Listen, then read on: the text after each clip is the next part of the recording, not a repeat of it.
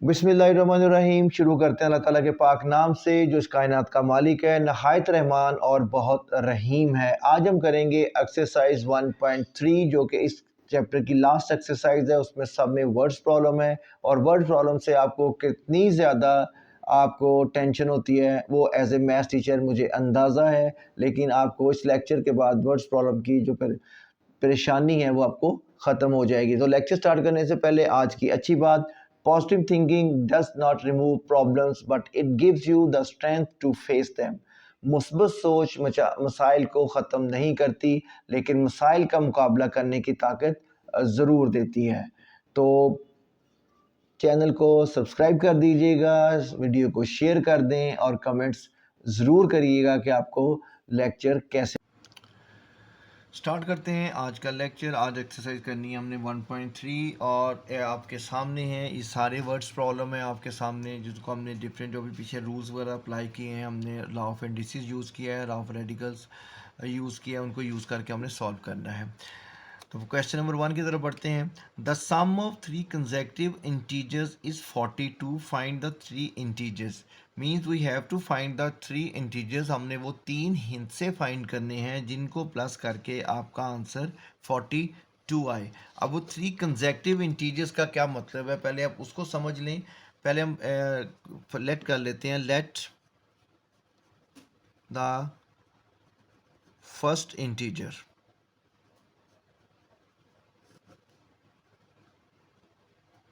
उसको हम x ले लेते हैं।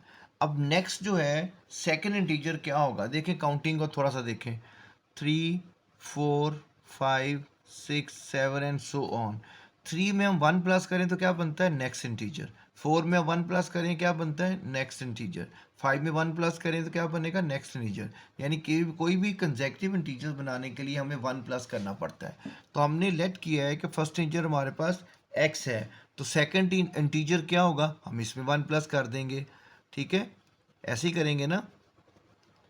सेकंड इंटीजर वो हमारे पास क्या हो जाएगा, x प्लस 1। अब आपने थर्ड इंटीजर लेना है तो इसमें हम 1 प्लस कर देंगे। थर्ड इंटीजर वो क्या हो जाएगा, x प्लस 2। मतलब हमने लेट कर लिया कि we have three integers x plus 1 and x plus 2। Now according to the given condition, यहाँ पे आपने पूरा सेंटेंस लिखना है। According to the given condition क्या होगा, इन तीनों का सम किसके बराबर होना चाहिए, 42। मतलब x plus 1 x plus 2 is equal to 42। ठीक है, आप ऐड कर दें। सिंपल, बहुत आसान क्वेश्चन है।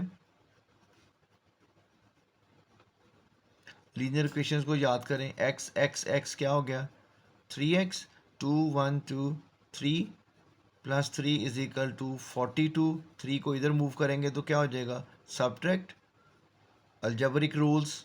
तो 3x इज इक्वल टू 39। 3 से आप डिवाइड कर दें दोनों साइड्स पे, तो 39 डिवाइडेड बाई 3, x आपके पास क्या आ गया, 13। यानी फर्स्ट इंटीजर हमारे पास क्या आ गया, 13। तो सेकंड इंटीजर हमारे पास क्या होगा, 14। और फिफ्थ इंटीजर क्या होगा, 15। सो द, यहाँ पे आप लिख लें, so the integers are 13 14 and 15। और तीनों को अगर आप प्लस करें तो आपका सम क्या बनता है, 42, जो कि आपके पास गिवन कंडीशन थी इस सक्सेस को इस क्वेश्चन में। ठीक हो गया जी। क्वेश्चन नंबर 2 की तरफ चलते हैं। क्वेश्चन नंबर 2 में वो क्या फरमाते हैं वो देख लेते हैं।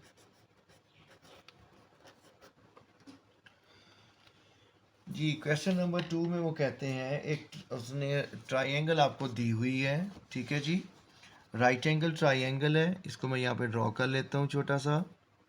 राइट एंगल ट्राइंगल में आपको पता है एक एंगल 90 का होता है, और इसने नाम भी दिया हुआ है इसको ABC, और ये लेंथ भी दी हुई है 3 square root plus 5 square root cm. The diagram shows the right angle in which the length of AC is given to you. The area of a triangle is given to you, that is 1 plus 15 square root. Area उसने आपको दे दिया है, area of triangle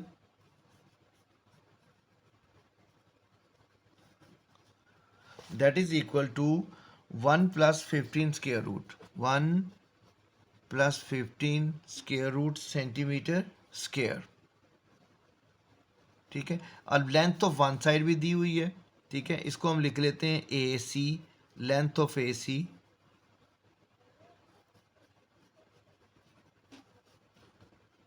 ये आपके पास क्या है 3 square root plus 5 square root centimetre. ठीक है जी. अब वो कह रहा है find the length of A B, perpendicular height आपने फाइंड करनी है, ए बी की लेंथ आपने फाइंड करनी है. तो इसके लिए सबसे पहले हम बताएं कि एरिया ऑफ ए ट्राइंगल का फार्मूला क्या होता है. Area of a triangle that is equal to, यहाँ पे हम लिख लेते हैं area of triangle is equal to 1/2 into base, वो हमारे पास क्या है ए सी, और ये हमारे पास क्या है perpendicular height that is equal to A B. अब हम क्या करेंगे, एरिया ऑफ ट्राइंगल की जगह पे एरिया ऑफ ट्राइंगल की वैल्यू लगा देंगे जो कि हमारे पास गिवन है. वो हमारे पास क्या है 1 plus 15 square root, 1/2 remains the same, और ए सी की जगह पे हम उसकी वैल्यू लगा देंगे 3 square root plus 5 square root, और ए बी हमने फाइंड करना है वो हम एज इट इज़ लिख लेंगे. ठीक हो गया जी. अब हमने ए बी की वैल्यू फाइंड करनी है, तो हम इन दोनों वैल्यूज़ को इधर मूव कर लेते हैं. ये 2 क्या होगा, 2 ऊपर जाके इससे मल्टीप्लाई हो जाएगा और ये वैल्यू इधर आके डिवाइड हो जाएगी. 2 को हम इससे मल्टीप्लाई कर लेते हैं, 2 into 1 plus 15 square root divided by, अब ये वैल्यू इधर आके आपके नीचे आ जाएगी 3 डिनोमिनेटर में 5 square root that is equal to A B. ठीक है. अब सबसे पहले हमने क्या करना है, सबसे पहले हमने क्वेश्चन को सीधा करना है. ठीक है जी, यानी ए बी को हम इधर लिख लेते हैं और इस वैल्यू को हम इधर मल्टीप्लाई कर देते हैं. 2 1 ज़ा 2 plus 2 into 15 divided by 3 square root plus 5 square root. अब हमने इसको सॉल्व करना है, और अब अगर आप इसको याद करें तो ये हमारे पास क्या बचा है, ये हमारे पास रैशनलाइज हमने करना है इस क्वेश्चन को सॉल्व करने के लिए, जो कि हमने एक्सरसाइज 1.2 में किया था. और रैशनलाइज करने के लिए हम क्या करते हैं, हम इसके सिंपली कंजुगेट यानी दरमियान का साइन चेंज करके हम इससे मल्टीप्लाई और डिवाइड करते हैं.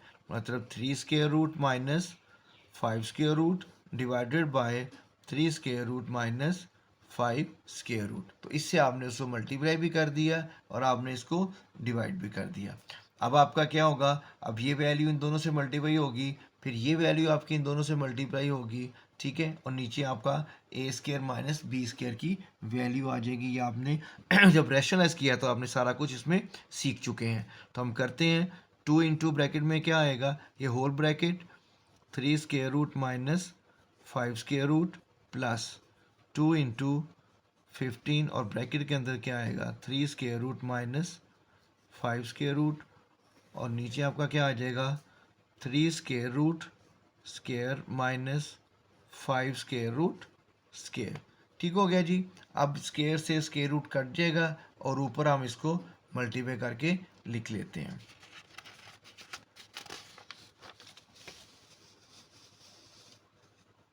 जी, यहाँ तक क्लियर है क्वेश्चन. अब 2 को मल्टीप्लाई करें, क्या हो गया 2 इंटू 3 माइनस 2 इंटू 5. अब ये जब मल्टीप्लाई होगा 2 बाहर और 15 अंदर मल्टीप्लाई हो जाएगा.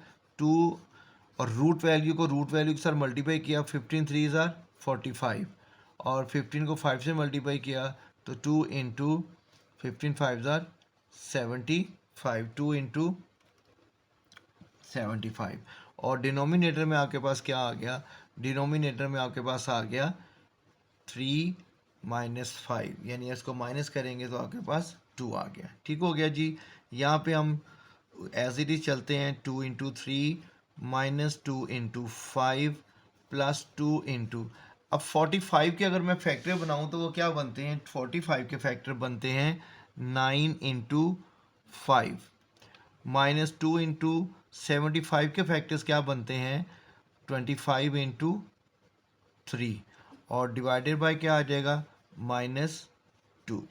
छोटे छोटे स्टेप के साथ क्वेश्चन करेंगे तो मुश्किल नहीं लगेगा, ठीक है। और ऑलरेडी पहले आप इस किस्म के क्वेश्चन कर चुके हुए। It remains the same, 2 × 3 -2 × 5। अब यहाँ पे देखें 9 का हम स्क्वायर रूट ले सकते हैं। 9 का स्क्वायर रूट क्या आएगा, 3। तो 3 जब बाहर आएगा तो इससे मल्टीप्लाई हो जाएगा, ये हमारे पास क्या हो जाएगा, 6 × 5। और यहाँ पे हम 25 का स्क्वायर रूट ले सकते हैं, वो क्या आएगा हमारे पास, 5। तो 5 2 ज़ार 10 × 3 एंड डिवाइडेड बाय -2। अब आप देखें, अब ये 3 स्क्वायर रूट 3 स्क्वायर रूट और ये 5 स्क्वायर रूट 5, मतलब अब आपके ये रूट फॉर्म जो सेम हो गई है, तो अब हम इसको प्लस माइनस कर सकते हैं। मतलब ये आपका 10 × 3 और ये 2 × 3, इसको सॉल्व करेंगे तो क्या आंसर आ जाएगा, -8 × 3। इसी तरह इनको सॉल्व करेंगे तो हमारे पास क्या आ जाएगा, +4 × 5 और डिवाइडेड बाय -2। समझ आ गई बात की कि हमने इनको फैक्टराइज कैसे किया था, ताकि 3 × स्क्वायर रूट और 5 स्क्वायर रूट के रूट शेप पे आ जाए, ताकि हम इसको सिंप्लीफाई कर सकें। अब ऊपर वाली वैल्यू में से हम क्या कॉमन ले सकते हैं, हम -4 हम कॉमन ले लेते हैं। अंदर क्या रह गया आपके पास, 2 × 3 स्क्वायर रूट, और ये जब माइनस कॉमन लिया तो इसको उसने माइनस कर दिया, और यहाँ पे सिर्फ आपके पास 5 स्क्वायर रूट रह गया, और नीचे आपके पास क्या है, -2। माइनस से माइनस कट गया, और 2 2 ज़ार 4, मतलब क्या आंसर आ गया, 2 × 2⁻³ -5 स्क्वायर रूट। ये आपका आंसर आ गया क्वेश्चंस का। और ये किसकी लेंथ आई है, ये आपकी बी साइड की लेंथ आई है, और ये किस में लेंथ आई है, ये आपकी सेंटीमीटर में लेंथ आई है। 2 से मल्टीप्लाई करना है तो 2 से मल्टीप्लाई करके भी लिख सकते हैं, इट्स अप टू यू। और बुक में भी आप देख लें, अगर यही आंसर है तो हम ये लिख लें, अगर ये आंसर है तो आप ये लिख लें। So I hope it is clear now how to solve these question. ये मेरा ख्याल थोड़ा सा स्क्रीन से आउट हो गया था, तो मैं थोड़ा सा दोबारा आपको एक्सप्लेन कर देता हूँ। यहाँ पे हमने क्या किया था, हमने इसके फैक्टर्स बनाए, ठीक है। 9 का स्क्वायर रूट क्या होता है, 3, तो हम 3 को बाहर लाए, 3 2 ज़ार 6। 25 का स्क्वायर रूट क्या होता है, 5, तो 5 को हमने उससे मल्टीप्लाई किया तो 5 2 ज़ार 10। अब आपके पास 3 स्क्वायर रूट 3 स्क्वायर रूट, मतलब इसको और इसको हम सॉल्व कर सकते हैं, प्लस माइनस कर सकते हैं। तो 2 में से 10 माइनस किया, -8 × 3। और सिमिलरली यहाँ पे 5 स्क्वायर रूट 5 स्क्वायर रूट, इन दोनों को हमने प्लस माइनस किया तो हमारे पास क्या आ गया, 6 + 2 माइनस किया 4 × 5। ठीक हो गया जी। यहाँ से हमने 4 कॉमन ले लिया, -4, तो अंदर 2 रह गया। यहाँ पे 4 कॉमन ले लिया, तो इस कॉमन वाले माइनस ने इसको साइन चेंज कर दिया, तो यहाँ पे 2 से 2 कट गया। तो 2 × 2 × 3 स्क्वायर रूट -5 स्क्वायर रूट, इसको मल्टीप्लाई करें तो ये आंसर भी लिख सकते हैं। और साथ आपने सेंटीमीटर भी लिख देना है, क्योंकि ये सेंटीमीटर लेंथ में क्वेश्चन पूछा गया, इसलिए हम उसके साथ सेंटीमीटर भी लिखेंगे। ठीक हो गया जी। अब चलते हैं नेक्स्ट क्वेश्चन की तरफ। क्वेश्चन नंबर 3, और रेक्टेंगल है साइड्स ऑफ लेंथ, एक रेक्टेंगल है उसकी साइड्स की लेंथ है 2 + 18 square root and 5 - 4/2 square root. Express the area of rectangle in the form of a + b × 2। इस फॉर्म में हमने उसका, यानी ये हम ये लिख लेते हैं a + b × 2। इस फॉर्म में आपने उसका एरिया फाइंड करना है, इन a और b इंटीजर्स हैं। तो अब आपको पता है एरिया ऑफ रेक्टेंगल क्या होता है, लेंथ इंटू ब्रेड्थ। यहाँ पे आप लिख सकते हैं length of a rectangle that is equal to 2 + 18 square root and breadth लिख लें, विड्थ लिख लें, it's almost the same word, 5 - 4 × 2 square root. तो we have to find the area of a rectangle. तो एरिया ऑफ अ रेक्टेंगल क्या होगा आपका, you have to multiply these two, means 2 + 18 square root multiply with 5 - 4/2 square root। ठीक है जी। ये वही आपके पास अब रेडिकल फॉर्म में क्वेश्चन आ गया है, तो हम इसको मल्टीप्लाई करते हैं और क्वेश्चन सॉल्व करना शुरू करते हैं। पहले हम 2 को इन दोनों से मल्टीप्लाई करेंगे, यानी 2 × 5 - 4/2 square root and then 18 square root multiply by 5 - 4/2 square root. ठीक है जी। मल्टीप्लाई करें, 5 2s are 10 minus 4 2s are 8 over 2 square root. और यहाँ पे 18 को जब आप इससे मल्टीप्लाई करेंगे तो क्या होगा, 18 रूट फॉर्म है या नॉन रूट फॉर्म है, तो इसको हम कैसे लिखेंगे, 5 इंटू 18। ठीक हो गया जी। अब नेक्स्ट हम मल्टीप्लाई करते हैं तो यहाँ पे भी सेम वही केस आ जाएगा, 4 into 18 square root divided by 2। अब हमने इसको सिंप्लीफाई करना है। इसको कैसे हम सिंप्लीफाई करेंगे, 8 के फैक्टर्स आप बना सकते हैं। 8 के फैक्टर्स आपके क्या बनेंगे, 2 इंटू 2 इंटू 2, ठीक है, यानी 10 minus 2 multiply by 2 multiply by 2 divided by 2 square root, ठीक है जी। और प्लस 5 इंटू 18 के अगर हम फैक्टर बनाएं तो क्या बनते हैं, 9 मल्टीप्लाई बाय 2, माइनस यहाँ पे भी आप 18 के फैक्टर बनाए तो क्या बनते हैं, 9 multiply by 2 square root divided by 2। इसको हम एज इट इज़ ही लिख लेते हैं, ठीक है। और 2 मल्टीप्लाई बाय 2 मल्टीप्लाई बाय 2 को हम कैसे, जी इसको अभी हम ऐसे ही लिख लेते हैं, 2 multiply by 2 multiply by 2 divided by 2 square root. अब यहाँ पे देखें 9 का स्क्वायर रूट क्या होगा, 3, तो 5 3 ज़र क्या हो जाएगा, 15 इंटू 2 स्क्वायर रूट, माइनस यहाँ पे भी 9 का स्क्वायर रूट क्या आएगा, 3, 3 माइनस 4 क्या हो जाएगा, और 3 4 ज़र क्या हो जाएगा, 12 इंटू 2, ये नीचे 2 स्क्वायर रूट था, सॉरी भुलक्कड़ बाबा, 2 स्क्वायर रूट, ठीक है जी। अब आपका ये 2 स्क्वायर रूट से 2 स्क्वायर रूट कट गया, ठीक है। यहाँ पे आपके पास क्या वैल्यू रहेगी, सिर्फ 12 वैल्यू आपके पास रहेगी। अब 10 और 12 को हम सॉल्व कर सकते हैं आसानी से, हमारे पास क्या आ जाएगा वो हम नेक्स्ट स्टेप में करते हैं। पहले आप इस चीज़ को समझेंगे, इस चीज़ को हमने कैसे सॉर्ट आउट करना है। अब यहाँ पे 2 स्क्वायर रूट है और यहाँ पे 2 है। अगर आप लॉ ऑफ इंडिसेस आपने पढ़े हैं, 2 ओवर 2 स्क्वायर रूट हो तो हम इसको क्या लिख सकते हैं, हम इसको 2 स्क्वायर रूट लिख सकते हैं। इसी तरह अगर 2 स्क्वायर रूट ऊपर हो और नीचे 2 हो तो हम इसको कैसे लिखते हैं, 1 ओवर 2 स्क्वायर रूट, हम इसको इस तरह लिख सकते हैं। उसकी वजह क्या है, उसको मैं एक्सप्लेन कर सकता हूँ।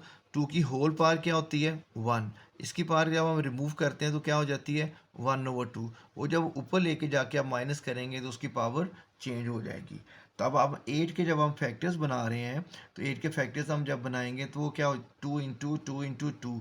तो एक जो 2 है इसको मैं ऐसे ही लिख लेता हूँ, 2 2 ज़ार 4 इंटू 2 ओवर 2 स्क्वायर रूट, ठीक है, प्लस 15 इंटू 2 माइनस 12, ठीक है जी। अब हमने क्या करना है, माइनस 12 भाई 10 माइनस 12 क्या आंसर आ जाएगा, -2, ठीक है। अब ये वाला जो काम है ये मैंने आपको बता दिया है कि आपने कैसे करना है, कि जब 2 ऊपर नीचे 2 स्क्वायर रेडिकल फॉर्म में हो तो जब ऊपर कन्वर्ट करेंगे तो ये 2 इंटू 2 स्क्वायर रूट हो जाएगा, यानी ये बन जाएगा 4 इंटू 2 स्क्वायर रूट, और आपका ये फ्रैक्शन फॉर्म ख़त्म हो गई। और ये आपके पास क्या है, 15 इंटू 2।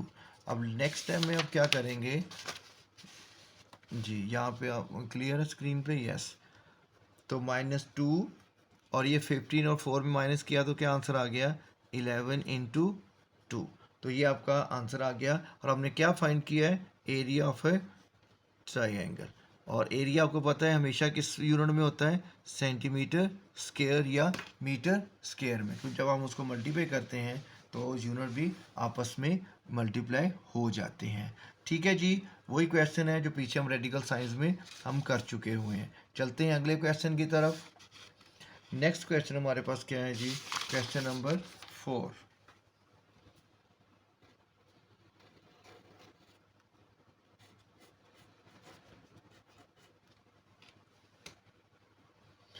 ओके जी, क्वेश्चन नंबर 4 हम देखते हैं क्या है। Find the two numbers, find the two numbers whose sum is 68 and difference is 22। यानी दो नंबर हम हैं जिनका सम 68 है और डिफरेंस 22 है। तो उसको हमें नंबर्स बताएं जी, हमें कौन से हैं जी, बता देते हैं कौन से नंबर हैं। यहाँ पे आप क्या करेंगे, let the first number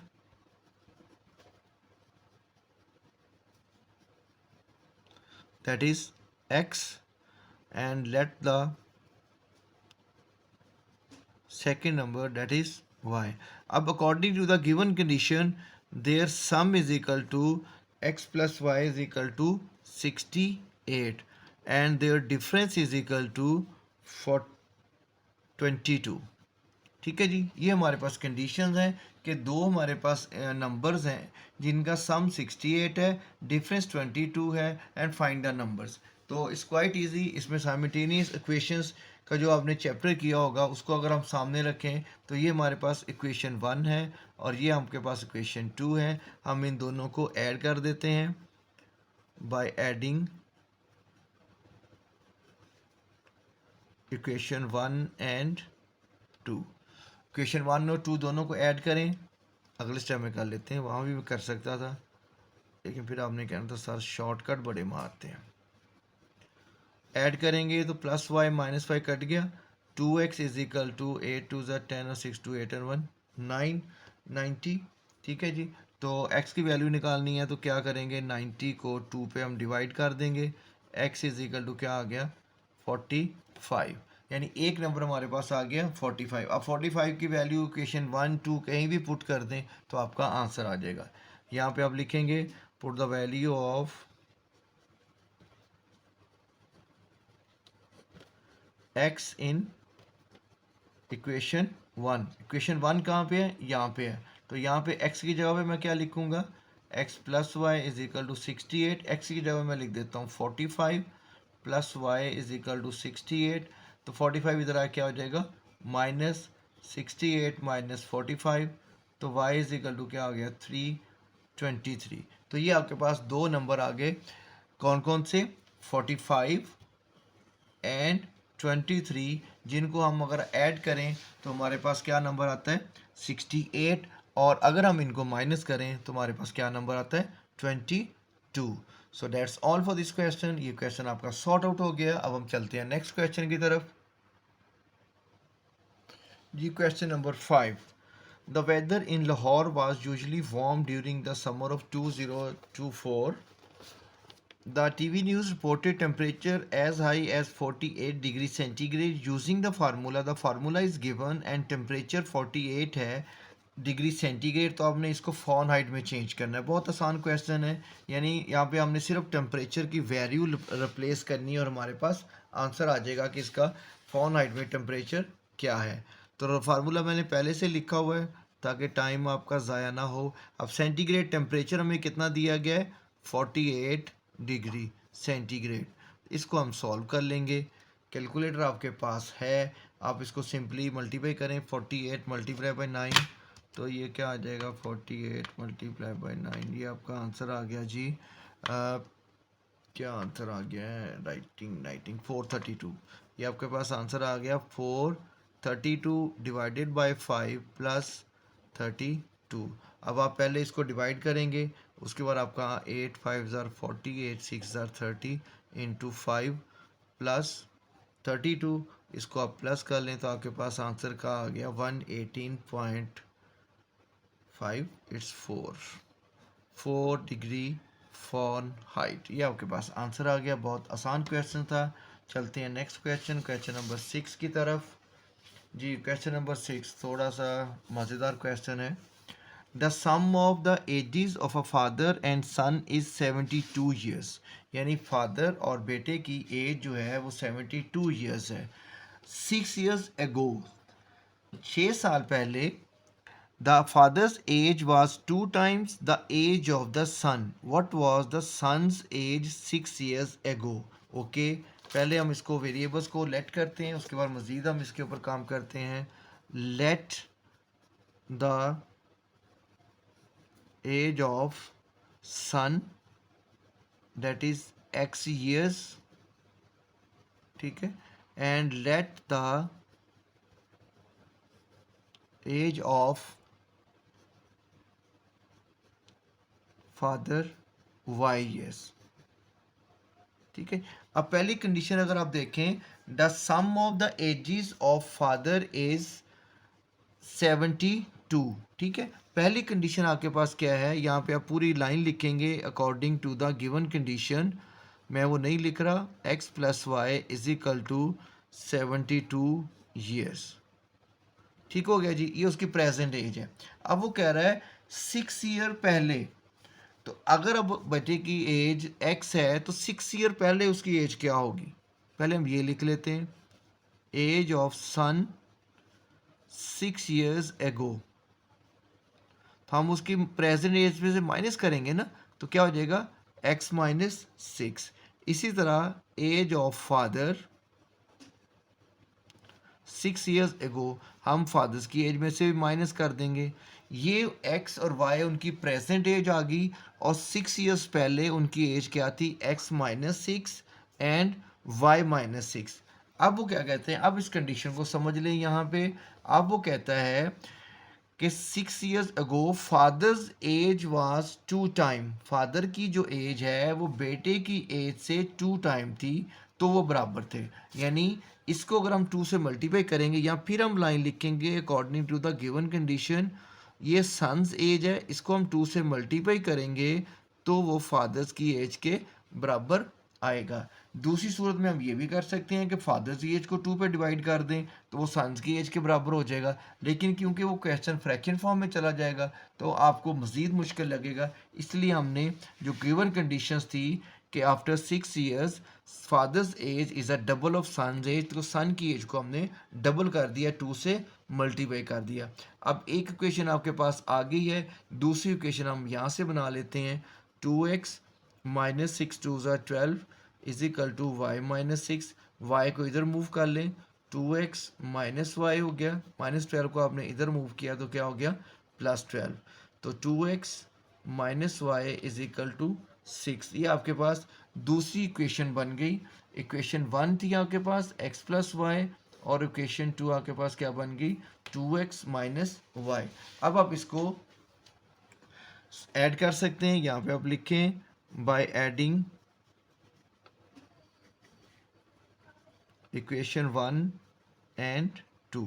one equation क्या थी आपके पास, x plus Y is equal to 72, और दूसरी इक्वेशन आपके पास क्या थी, 2x minus Y, why I write minus Y, okay because here is minus Y. ठीक है जी, ये आपके पास दूसरी इक्वेशन आ गई। दोनों को हम इसको ऐड कर लेते हैं, क्योंकि ऐड करने से ये आपका कट हो जाएगा। तो x प्लस एक्स क्या आ गया, 2x इज इक्वल टू 78। आज को आप मज़ीद अगर सिंप्लीफाई करेंगे, अब 2 से आप डिवाइड करेंगे तो x इज इक्वल टू क्या आ गया, 39 ईयर्स। अब x किसकी एज थी, 2x plus 3x, sorry 2x और x कितना हो गया, 3x। जल्दी कर रहे हो जो सब, तो हम इधर 3 से डिवाइड करेंगे, 78 को हम 3 से डिवाइड करेंगे तो x is equal to 78 divided by 3। तो 78 को अगर हम 3 पे डिवाइड करें तो आपका आंसर क्या आता है, 3 2 6, 1 रिमाइंडर एंड 26 ईयर्स। अब x किसकी एज थी, x एज थी सन की, तो सन की एज कितनी आ गई, 26 ईयर्स। ठीक है, तो यहाँ पे हम लिख लेते हैं एज ऑफ सन 26 ईयर्स, और 6 साल पहले सन की एज क्या होगी, 20 years. So age of son 6 years ago, that is 26 minus 6 is equal to 20 years. ठीक हो गया जी, ये क्वेश्चन भी समझ आ गई आपको।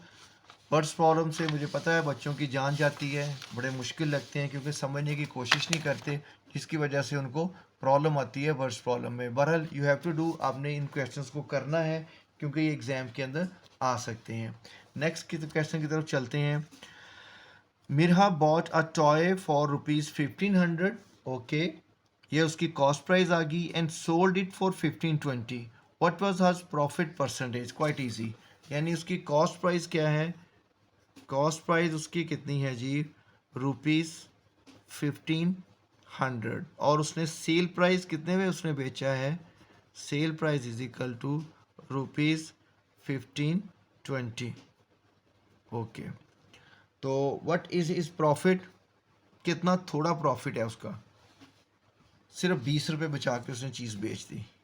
ठीक है, तो प्रॉफिट क्या होगा जी, प्रॉफिट हम माइनस कर देते हैं, ₹1520 माइनस ₹1500, तो क्या प्रॉफिट आ गया उसका 20 रुपीज़। ठीक है जी। अब हमने क्या निकालना है, हमने निकालना है हर प्रॉफिट परसेंटेज, हमने प्रॉफिट परसेंटेज निकालनी है।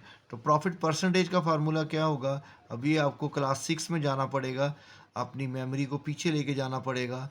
That is profit over cost price multiply by 100। तो प्रॉफिट आपके पास क्या था, प्रॉफिट आपके पास 20 है, कॉस्ट प्राइस आपके पास 1500 थी, और इसको हमने 100 से मल्टीप्लाई करना है, और ये सारा काम आप कैलकुलेटर के ऊपर कर सकते हैं। तो 20 से 20 कट गए, 20 को आप 15 पे डिवाइड कर लें तो ये 1.33% आ सकता है, या इसको आप नहीं डिवाइड करना तो इसको सिंप्लीफाई कर लें, 4/3% भी आप फाइंड आउट कर सकते हैं, लिख सकते हैं। ठीक हो गया जी। नेक्स्ट क्वेश्चन की तरफ चलते हैं। इस क्वेश्चन की मुझे समझ नहीं आई वैसे कि इन क्वेश्चंस को इस इंडिसेस वाले चैप्टर में क्यों डाला गया है। बहरहाल अब उन्होंने डाल दिया है तो हम कर लेते हैं। The annual income of Tayyib is 9,60,000 while the exempted amount is 1,30,000. How much tax would he have to pay at the rate of 75? अब उसकी टोटल एनुअल इनकम कितनी है पहले हम वो लिख लेते हैं। एनुअल इनकम वो उसकी है 9,60,000, 7 रुपीज़ लिख लेते हैं। ठीक है जी। अब उसकी एग्जम्प्टेड अमाउंट भी है, मतलब जिस अमाउंट के ऊपर आपको टैक्स नहीं देना पड़ता।